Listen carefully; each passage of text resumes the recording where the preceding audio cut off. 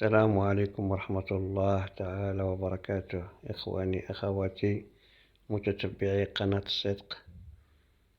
كنشكركم بزاف أولا على التتبع ديالكم للقناة، وكنتمنى لكم السعادة والرفاهية والهنا انتم ووليداتكم وكاع الشعب المغربي كله. إخواني، اليوم أنا سعيد جدا باش نقدم لكم واحد الوصفة اللي هي جديدة، وكتعرفوا أنا راه كنقدم لكم الوصفة حتى كنكون أنا استعملتها أنا الأول، أنا وولادي، وكنكون عندي عليها معلومات كافية وعاد كنقدمها لكم، لأنه ميمكنش نقدم شي حاجة اللي أنا راه منكذبش عليكم، يعني حتى كنجرب الحاجة فيا أنا وولادي. هاد العشبة هادي أنا راني مجربها هادي سنين، وكل مرة كنقول بأنني غادي نقدمها لكم.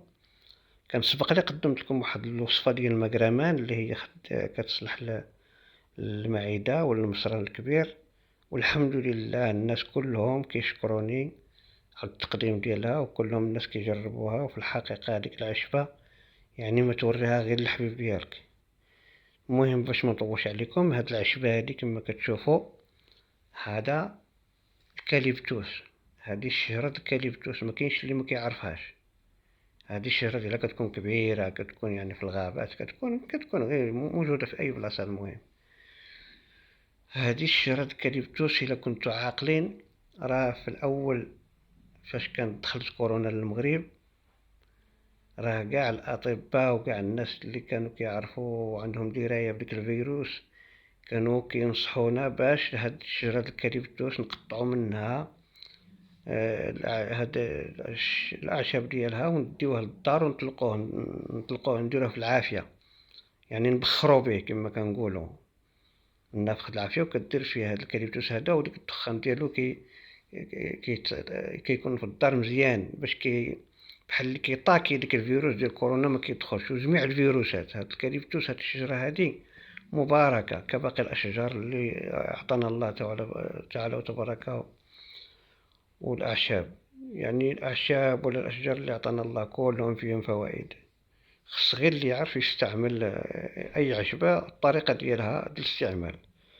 فهاد العشبة هادي يعني في الأيامات اللي كانت كورونا كنت كنخرج كنلقى الناس كلهم كيقلبوا على الكاليبتوس، الناس في السيارات وهادي كيقلبوا على الكاليبتوس كيقطعوا، كنلقاهم كيقطعوا من شجرة الكاليبتوس هاد الشيء هذا، هاد الأعشاب هذا ديالها، وكيديوه للدار وكيطلقوه في بخور، كيبخروا الدار وكيعلقوه في الدار، لأنه هاد العشبة هادي كما قلت لكم مضادة للفيروسات.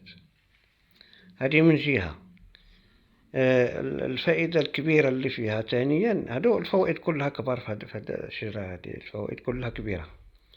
الفائدة اللي بغيت نتكلم لكم عليها، هاد الشجرة هادي تبارك الله يعني كتخدم التوكال.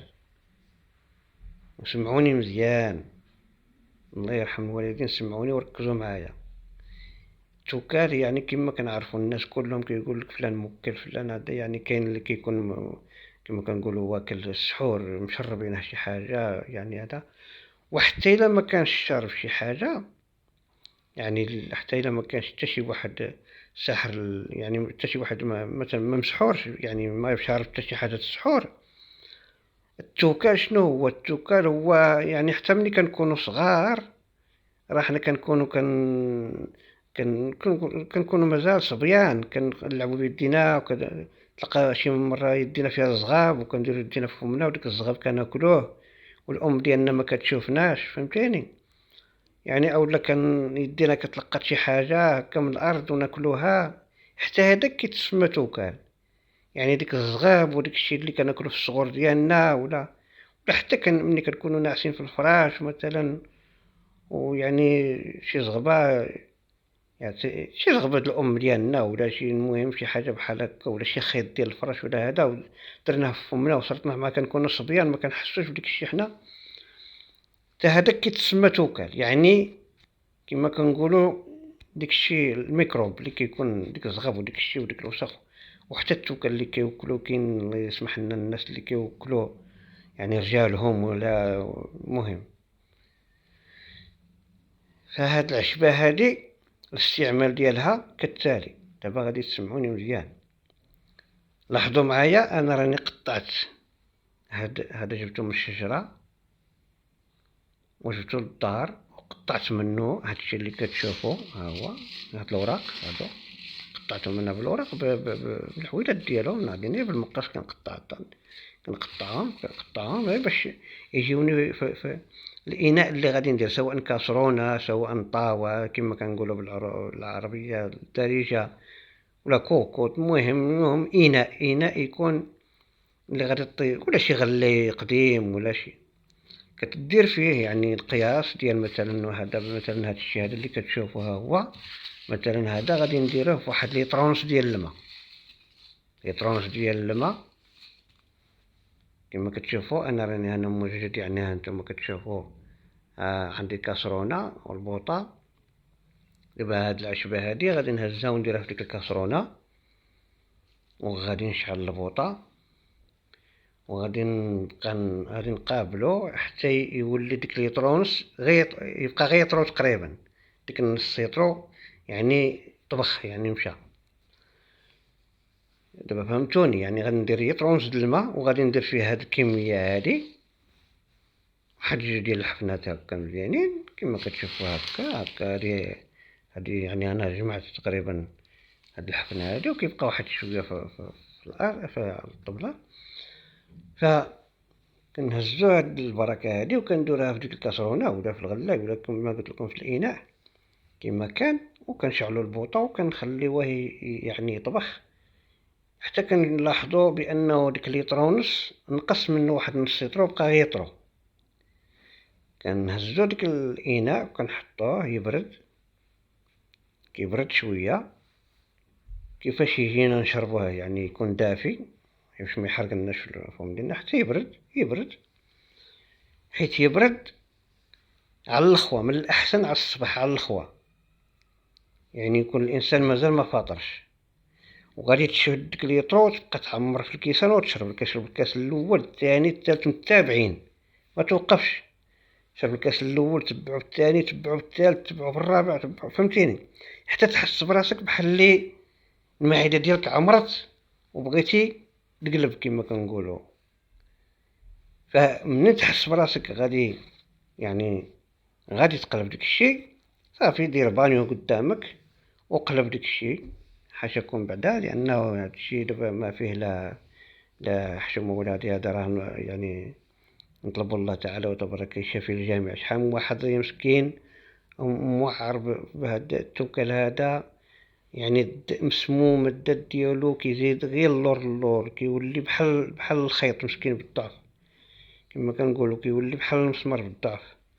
يعني هادشي ما فيهش يعني ما فيهش اللعب. انا كنقول لكم كنصحكم، يعني شحال من واحد كيمشي عند العواده، كاين اللي كان العواده اللي كتعود هذه تحرب القصبه، كاين اللي كتعودها بيديها، كاين اللي كيعود بالريشه. انا كنوريكم طريقه سهله بلا ما تمشي حتى عند شي واحد، بلا ما يتكرفص عليك حتى شي واحد، وبدون مقابل غادي دير راسك هادشي في الدار. الكاليبتوس انا وريتكم الطريقه، ديروه في الكاسرونه يطيب، منين يغلي مزيان مثلا درتي يطرونز د الماء يبقى غير يطرو، غادي تخليه يبرد وعلى الصباح قبل ما تفطر انا قلت لكم غتشربوا الكاس الاول تبعوه بالثاني الثالث الرابع، المهم حتى تحسوا براسكم المعده ديالكم عمرت وبغيتوا تقلبوا داك الشيء. ديك الساعه زيد دير بانيو قدامك وبقى تقلب، يعني برك على كما كنقولوا تقيه مزيان، برك على حتى تقلب داك الشيء اليوم وغدا 3 ايام متابعه وكثر، ماشي غير 3 ايام، دائما النهار الاول الثاني الثالث. المهم ما تقلقش من هذه القضيه، سهله ماشي شي حاجه غير الماء. وهذا الكاليبتوس يعني ماشي تشربوا حار ولا لا، حلو يعني فيه واحد النكهه زوينه بحال الفليو زوين، ما كاينش، ساهل والمنفعه ديالو عظيمه. فأنا أقسم بالله العظيم إلا خدمت، أنا كنت كنخدم رخايمي، وخدمت للناس اللي كي دايرين، اللي وكلان الدولة وكلان الملك وقضاة وأساتذة وكذا، وحتى هما كانوا مرادين بالتوكال، ما خلاو عودوا، مشاو عند العوادة، مشاو عند اللي كيعود بالريشة، اللي كيعود ديك العوادة اللي كتسمعوا العوادة ديال تازة، ما خلاو فين مشاو، ولكن لقاو الراحة على هذا الكاليبتوس، لأن هذا الكاليبتوس طبيعي، ما فيه لا هادي لا هاديك، يعني ما كاين حتى شي حاجة مزورة ولا حتى شي حاجة مهاديك. شجرة الكاليبتوس عطاها لنا الله، كتمشي تقطع منها الوريقات، كتجي للدار كطيبهم على يديك وكتشربهم. حاجة وحدة اللي كنوصيكم عليها، وهي تصبروا، تشربوا الكيسان متابعين، واحد جوج، واحد مور واحد، حتى تحسوا براسكم المعدة عمرت بغيتي تقلب، دير قدامك البانيو وقلب. فأنا كنتمنى لكم الشفاء العاجل، وثيقوا بيا خوتي، انا راني يعني انا ماشي كندير هاد الشيء باش راني عندي فيه شي، يعني انا ما كنبيع ونشري كما قلت لكم سابقا في واحد الوصفه قدمتها لكم. انا ما كندير هاد الشيء باش نبيع هاد العشبه، ما كان هذا، انا غير كنشارك معكم اي حاجه درتها ونفعتني ونفعت لي ولادي وعائلتي، راني كنقدمها لكم. ف غادي نزيدكم واحد الوصفه وحده اخرى اللي كتكون من هاد الكاليتوس، وما احسنها، يعني ما احسن واحد الوصفه. ها هي قدامي، انا غادي نوريها لكم، هي هذه، هاد القرعه الصغيره هذه، لاحظوا معايا هذه. دابا هذه كتمشي عند العشاب كتقول له اعطيني الروح الكاليبتوس، هي هذه. لاحظوا معايا هاد القرعه هذه كدير 20 درهم، كتقول له اعطيني الروح الكاليبتوس. عظيمه عظيمه عظيمه هاد القرعه هذه. ايش نقول لكم، انا كنت في الحقيقه ما عمرني يعني عرفتها كاينه، ومني مشيت خديتها وجربتها، ما نكذبش عليكم، احسن وصفه ولما كتصلح. الكحه، شحال من واحد دابا اللي فيه الكحه كيقول لها كيفاش كيقول لها، كاين اللي كيقول لها الكحبه، كاين اللي كيقول لها الكحه، المهم بنادم كيبقى يكح، الريه كتكون يعني توسخ اولا البرد اولا، المهم يعني بالخصوص البرد، حيت الانسان كيضربو البرد وكيبقى يكح وكيكون مروح ونيفو كيجري ومروح، وبالخصوص الكحه. وكاين اللي كتجيف فيه الكحه كما كنقولوا، شحال من واحد كطول فيه الكحه كنقولوا جافت فيه. فانا كنصحكم ما تشريو لا دواء لا حتى شي حاجه للكحه اللي كتكون كطول فيه، اللي فيه الكحه، وليد صغير كبير المهم يعني. ولكن الوليدات الصغار اللي يعني من 7 سنين ورد لتحت، يعني لانه فيها واحد مجهدة، يعني بحال شي فليو مجهد.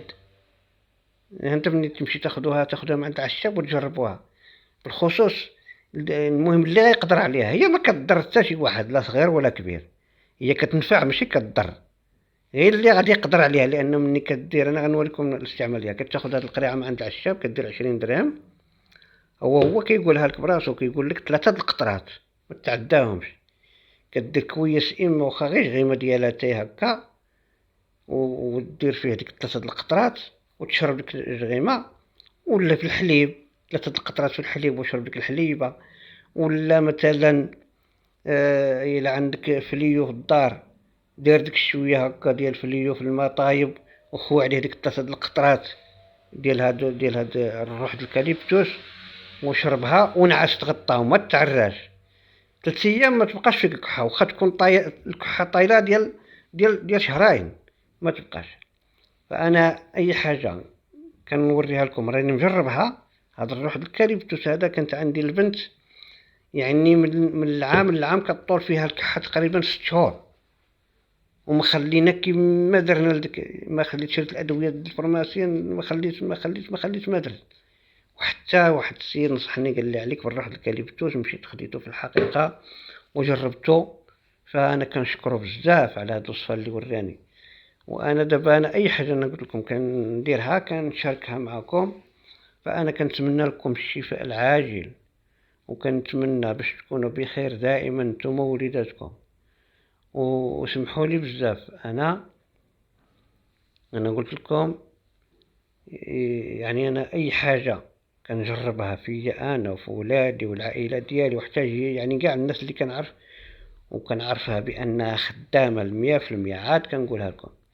فأنا كنتمنى باش تجربوها خواتاتي، اللي كيحس براسو مبقاش كياكل مزيان، يعني المعدة كتكون توسخات، عمرت المصارن والمعدة عمرو بديك الميكروب وديك الزغب وديك الشي، ولا بشي توكال، ولا اللي ما كياكلش مزيان، يعني يعرفوا راه مدخل في الصحة ديالو مكل ولا شي حاجة، هذا يشربها يطيب هاد البركة اللي كنقول لكم. هانتوما لاحظوا معايا هاد الشويه هذا فيه طرونس ديال الماء، وخليه الكاسرونة وديك الإناء يغلي حتى تبقى غير يطرو، وانا وريتكم الوصفة يعني تشربوا الكيسان متابعين. ف غادي نقول لكم، انا كنتمنى منكم باش تجربوا هاد الوصفة، كما الوصفة اللي عطيتكم ديال المقرامان اللي صالحة للمصران الكبير. الحمد لله الناس جربوها وكلهم يمدحونا بخير الحمد لله. وانا كنعطيكم غير وصفات اللي موجودة، يعني ما كتباع ما والو، يعني موجودة.